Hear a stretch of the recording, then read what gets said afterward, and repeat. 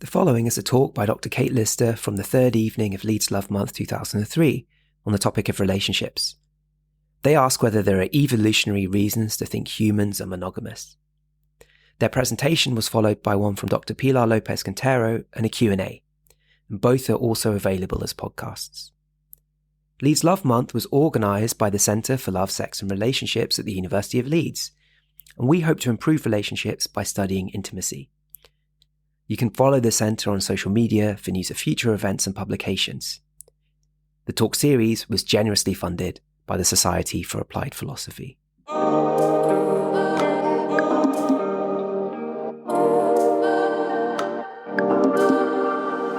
I'm talking to you kind of broadly about the history of monogamy, and I'm going to be very careful because there are people in this room who've got quite an investment in that concept. So everything that I say, just take it with a pinch of salt, and if you need to leave afterwards and go, that woman was full of shit, that's absolutely fine. Absolutely fine. All right, so first up, what does sperm tell us about monogamy? One of the questions that I get asked a lot, and you see this question being debated all the time, whether it's fuckboys with a podcast on the internet or like philosophers, are humans supposed to be monogamous? Are we supposed to do it? And if we're supposed to be monogamous, why are we so rubbish at it? And if we're rubbish at it, why do we keep trying to do it? And again, there'll be lots of people in this room going, I'm very monogamous, thank you very much. Brilliant, you have a gold star. But I'm just general, okay? There are some interesting things, especially the evolutionary biologists would tell us. We'll start with sperm. Sperm is an interesting, is it an animal? Well, so that's a philosophical point to even get going with. Sperm is interesting because it coagulates within seconds of leaving the human body. And the reason that it does this is because it coagulates into something called a cervical plug. Sexy time. And it does this because it's expecting competition. It does this to try and stop competitive sperm getting to the egg. And humans are by no means the only animal this happens in. This is incredibly common. And if you thought that you would see weird snake porn, you're right. This is the mating plug in a snake. What this tells us, and if you want to ruin your day, do give this a Google when you get home. But what this tells us is that sperm is expecting there to be competition.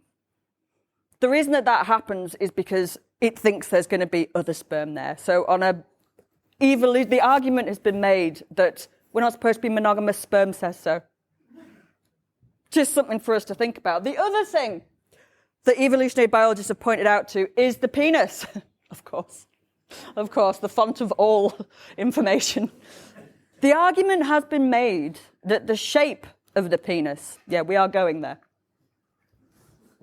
The coronal ridge, if you need this information later, right? Buckle up. This is worse than the mating plug. The argument has been made that the reason that the penis is this shape is because the thrusting action during heterosexual procreative sex, it's supposed to help get competing sperm out of the way. It's supposed to act like a shovel to remove sperm within the vaginal cavity. I didn't make this up. Go and have a look. These are interesting things because they raise the question, if your body, if your penis, if your sperm is on a mission and the idea of being monogamous, it hasn't even come into it, are humans supposed to be monogamous at all? Another question that we get asked is, are animals monogamous? Well, I've shown you that they're mating plugs already, so this. But we like to think of them as possibly being monogamous, at least in Disney films. Right, we don't like to think of, I don't know, Bambi's mum cheating. But what we're talking about, I'm going to go back one actually.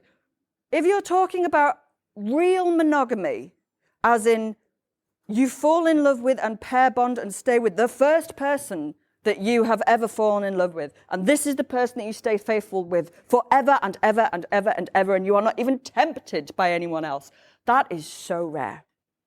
That is so, so rare in the animal kingdom. In fact, they call it genetic monogamy. There is a handful, and I mean a handful, of animals that are actually properly, truly genetically monogamous. There is the California mouse, well done.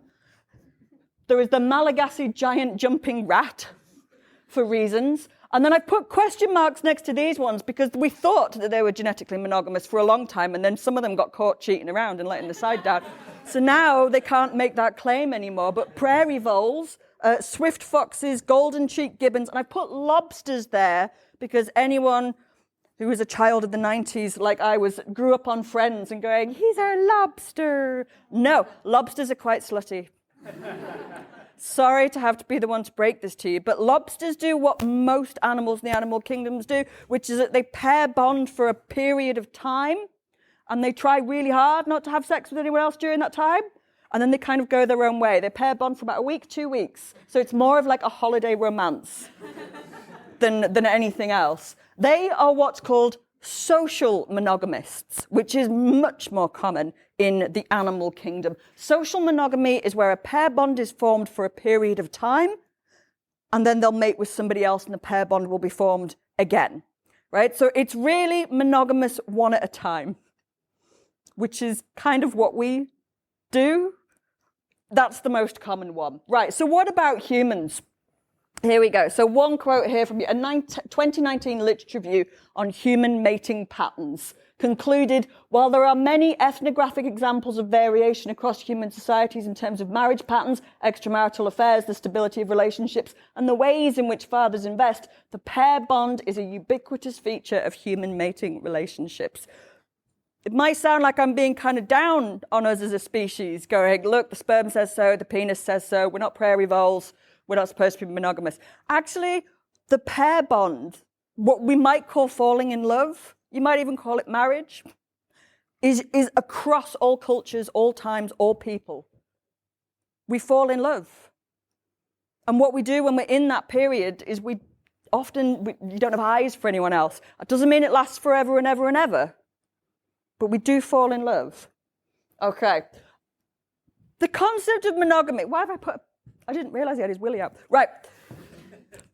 The concept of monogamy is actually it's a bit of a conundrum to evolutionary biologists. Obviously we do it, we engage in it, but why we do it is very difficult to understand. Because if you think about it, it doesn't actually make a lot of sense. If the point of us, from a really basic level, is to make babies, I'm not saying that's the only point, we'll have a philosophical debate about that in the bar later, but an evolutionary biologist might say such a thing. Monogamy is a weird one. You've heard the idea that, men, they're supposed to be cavemen, they're supposed to sow their wild oats, so are women. So are women. If the point is that we're making genetically healthy babies, we should all be shagging as many different people as possible all of the time, because then you get a wide net over the genetic gene pool, and you increase your chances of reproduction. So why do we do it? There have been lots and lots of theories put forward. They look like that. Of people sat around going, it is strange. Why do we do that? Why do we fall in love? Why do we want to do that? And nobody really knows for sure. These are lots of competing theories. At what point in our human history did we go, do you know what? I like you, you like me. Should we go and buy furniture together in IKEA of the weekend? It's a strange one. So what is going on? We'll come back to some of these. What we see throughout most of history is something called polygyny, which is where men have multiple female partners. That is a system that has been entrenched for centuries. You'll see a man and they'll have mistresses, right? We see that all the time, even in societies where we go, marriage is sacred, marriage really important, marriage. It was often quite common for a man to have a bit on the side, a mistress, especially if you were upper class. If you're upper class, then it's a mistress. If you're lower class, it's a side piece. It's a whole thing. But you can see this polygyny all throughout history, right? Polyandry, a woman with multiple male partners, much rarer. Much surprise. Much rarer. You do get examples of it still today in Tibet, where we have something called fraternal polyandry, which is where a woman can marry the brothers. I'm not sure how I feel about that one, but you do you. There are examples of it. Right, okay. Religion obviously got involved. Certain Abrahamic religions pushing the idea that one man, one woman get married, the sacrament of God, etc., etc., etc. If people could see that, do I need to like duck down? So we see laws coming in Judaism in about the 1st century. In the early 1200s, the Christian Catholic Church took control of marriage and said, right, this is our thing. We do that now. And that it had to be one man, one woman. And St. Augustine chipped in, as he usually does, in an attempt to abolish it in the 4th century ACE. By it, I mean extramarital affairs and pushing the idea that it's one man, one woman. So what you see is this model of monogamy emerging, but it doesn't mean that we were good at it. It just means it pushed the idea that it was bad not to do it. In fact, in many ways, we have been very accepting of non-monogamy, especially if you're rich. Especially if you're rich. Mistresses, for example, a fabulous hustle if you were a woman in the past. Not so much now. I think the money's gone out of it. Mind you, Camilla has gone all the way, hasn't she? Like, she played that well. So, almost, yeah, put that on your CV. Right. The concept of the royal mistress was so entrenched in that culture that Frederick I of Prussia, in the 18th century, he really loved his wife, and everyone thought it was really weird. He really, really loved his wife, but he was under pressure to have a mistress, so he had a mistress, and he never had sex with her. He just put her in a nice house and gave her jewels and crowns and said she's the mistress, and never had sex with her. That's how entrenched that is, that he was supposed to put it around. That is a sweet gig. If you can get that, that is, whoo. But it's interesting ideas about monogamy. What do we mean by that? Do we mean fidelity just to your wife? Do we mean monogamy and marriage aren't the same thing? They never have been. So why do we keep trying? I'm going to talk you through some of my favorite theories. You might have your own as to why human beings do this instead of pair bonding and being completely monogamous forever, or just giving up on it and just going, do you know what? We're just kind of slutty. We're just going to go with that. So one of them is that we have concealed ovulation. I just love the idea of evolutionary biologists sat around going, oh, maybe it's that. What they mean by that is there's no way of telling when you are in estrus, when you are fertile. So the idea, if you're around somebody all the time and you can have sex with them all the time and you always have sexual access to them, you don't necessarily have to know when they are fertile. That's the theory. That you don't know. You don't know when someone's ovulating. Mind you, I don't know how true that is. If you followed me around Morrison's crying in the sweetie aisle, you might be able to tell. The other one is sexual dimorphism, which is size difference, right? The idea that, so normally in the animal kingdom, when there is a significant size difference between the male and the female, they will be non-monogamous. And the theory goes that way back when, and I'm talking like 4 million years, there was a bigger difference in the sizes between men and women. That's one of the theories. But my personal favorite is testes size. I really like this one, just because it makes me laugh. I don't know if it's true. I'm just here for it. So this is the argument which was explored in a 2019 paper, and it goes like this. Adjusting for body size, human testes are smaller than would be predicted, and when compared to our closest living relatives, are considerably smaller than those of chimpanzees. Together, this provides evidence of a relatively low rates of sex outside of a pair bond. Turns out in the animal kingdom, the more monogamous an animal is, the smaller his testes are. So I love that. So we're supposed to be monogamous. I don't know, men just don't have the balls for monogamy. I don't know what that's saying. But I really like them. But the overriding theory as to why humans have come up with this monogamous system is to do with child rearing, which doesn't sound very romantic. It doesn't get a Disney film, and it's not like, oh, but if you think about it, I don't know much about human children because I don't have any, but what I do know about them is they're kind of rubbish. Like, they can't walk, they can't talk, they just fall on the floor, and if you leave them on their own, they will die. Yeah, it takes a while before they can even start to look after themselves. They're super, super vulnerable. Whereas something like a giraffe or a gazelle, or those goats that are climbing mountains just as soon as thonk and it's off up the hill, humans can't do that. So the theory has emerged that we have to pair bond for significant periods of time because we have to raise the babies because our babies are shit. They're cute and we like them, but that's the argument. So these are the reasons. So is social monogamy natural for humans? It may sound like I've been really down on monogamy. And the answer to that is yes, actually. We are monogamous.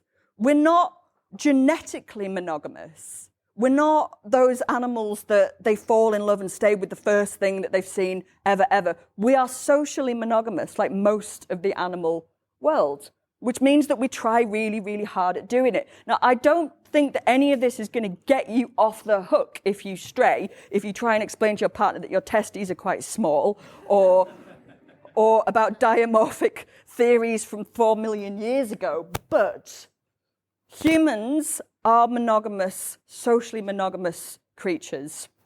And if you are somebody that has fallen in love with the first person that you've ever met, and you're still with them and you still love them and you're never going to be with anyone else ever again, then you need to report to the Museum of Natural History immediately, because you are a very, very special monkey. So thank you very much.